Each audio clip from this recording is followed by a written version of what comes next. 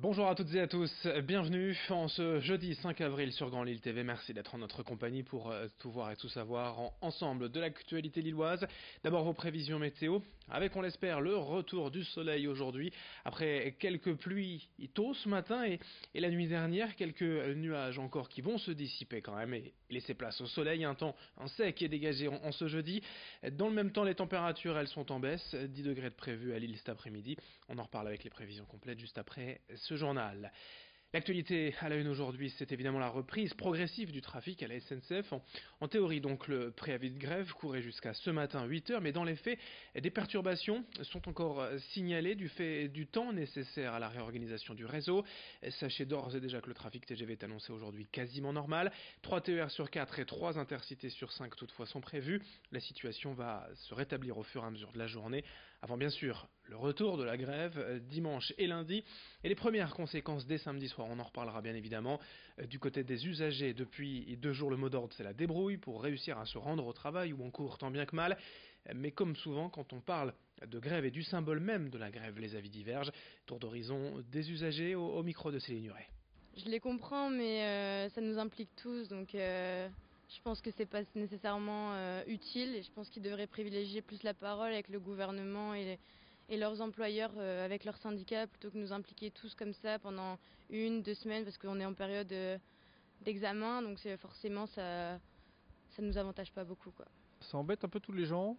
Tout le monde doit aller travailler tous les matins et résultat, on est obligé de marcher, de prendre la voiture, d'être dans les bouchons. Donc, vivement que ça se termine, mais c'est que le début, il paraît. Ils sont quelque part privilégiés, ils n'ont pas forcément des horaires si importants que ça.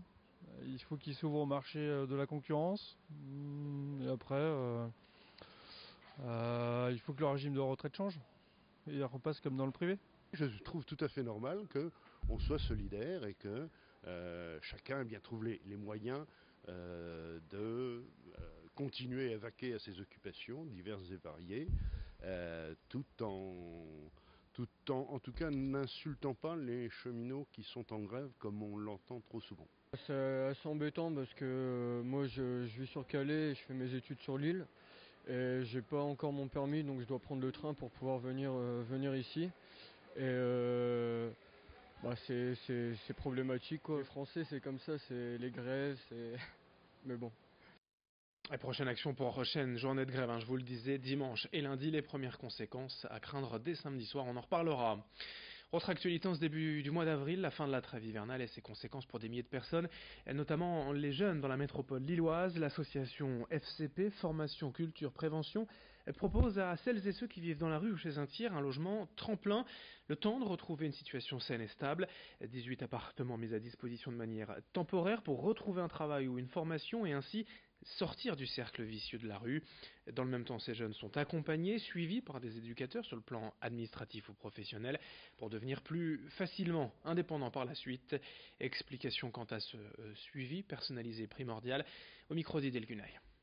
Il faut savoir que quand le jeune est accompagné au service logement, on travaille avec des partenaires étroits, que ce soit des bailleurs sociaux, des bailleurs privés ou des agences immobilières à vocation sociale, et on garantit auprès du propriétaire que le jeune qu'on propose pour accéder à son logement pourra justement se maintenir dans son logement et tout ce qui a trait par exemple au paiement du loyer ou au paiement des fluides ou encore sur tout ce qui est autour de la citoyenneté et de la bonne attitude à avoir avec les voisins et voilà, prendre sa place tout simplement en tant que locataire parmi tant d'autres. Autre actualité en images dans l'agglomération lilloise, depuis le 1er janvier dernier, les 3 villes de Lincel, Bousbecq et Vervic partagent leurs agents de sécurité sur la voie publique. Leur fonction est avant tout d'assurer la tranquillité des habitants, de faire respecter le règlement de la voirie. Ils peuvent certes verbaliser les automobilistes pour le stationnement, mais ne peuvent rien en cas d'infraction au volant. Ce ne sont pas des policiers. Ils ne portent donc pas d'armes et ne peuvent pas procéder à des interpellations. L'ensemble des frais engendrés par cette patrouille est réparti entre les 3 communes en fonction de leur population. Une manière surtout pour ces 3 villes de pallier l'absence de police municipale. Explication avec le maire de Lincel quant à cette collaboration fructueuse au micro de Céline Nuret. Ça nous permet de choisir les agents que l'on souhaite, de démarrer progressivement. Et on a 2 villes voisines qui sont Vervic et Bousbecq qui nous ont demandé si elles pouvaient nous rejoindre dans cette opération.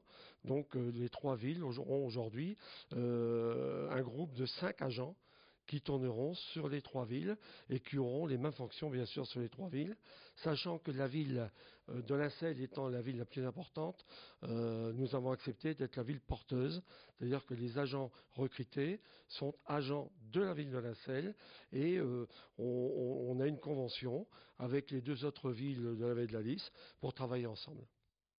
L'actualité en bref, à l'université de Lille 2, les jeunes insoumis appellent depuis hier à l'annulation des examens de fin d'année en dénonçant, je cite, une rupture d'égalité entre étudiants.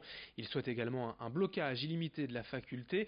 Et c'est le cas depuis ce matin. La fac de droit de Lille 2 est bloquée par des manifestants. Depuis ce jeudi matin, plusieurs dizaines de personnes qui protestent, je vous le rappelle, contre la réforme de l'accès à l'enseignement supérieur.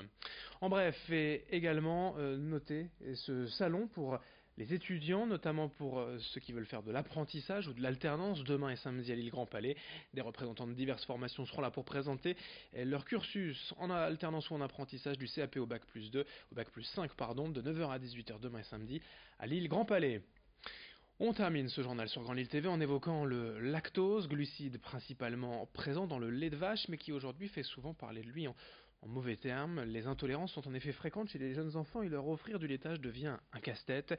Exemple avec cette maman lilloise de 2 jumelles, Stéphanie Rome, ayant très tôt montré des signes d'intolérance. Elle a dû trouver des alternatives aux yaourts classiques et elle a fabriqué elle-même dans sa cuisine des yaourts à base de lait de coco et d'amandes douces.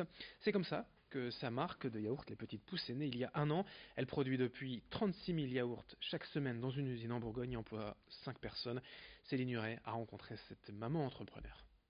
Aujourd'hui, les Petites Pousses s'adressent bien sûr aux consommateurs qui ont une allergie ou une intolérance au lait ou au lactose. Donc ça, c'est à peu près aujourd'hui 1/3 de nos consommateurs. Et dans 2/3 des cas, ce sont des personnes qui tout simplement souhaitent s'orienter vers plus de végétal au quotidien.